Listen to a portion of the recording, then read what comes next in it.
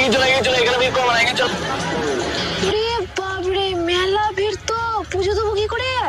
ওই কি হলো, পুজো দেবা? হ্যাঁ। কই দাও দাও, কি নামে পুজো দেবা?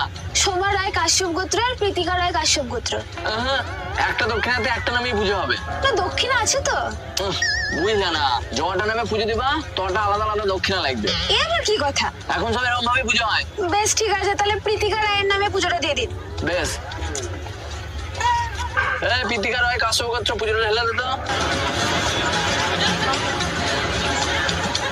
চলে যাও, পুজো হয়ে গেছে। এ কি গো, ঠাকুর দর্শন করলাম না, পুজো দেখলাম না, আর পুজো হয়ে গেল? পুজো ঠাকুরের ঘরে পৌঁছে গেছে, পুজো হয়ে যাবে। ঠাকুরটা তো দেখাও। ঠাকুর দেখতে গেলে ওই লাইনে গিয়ে দাঁড়াবে, আর নাহলে 100 টাকা দাও, লাইনের ফাঁকে ঢুকিয়ে দিচ্ছি। তো তোমাকে তো পুজোর দক্ষিণা দিলাম, আবার কেন ঠাকুর দেখার জন্য পয়সা দিতে যাবো? আরে তো পুজো করাবা তো দক্ষিণা লোক না। হ্যাঁ, তো যখন পুজোটা করলে তো ঠাকুর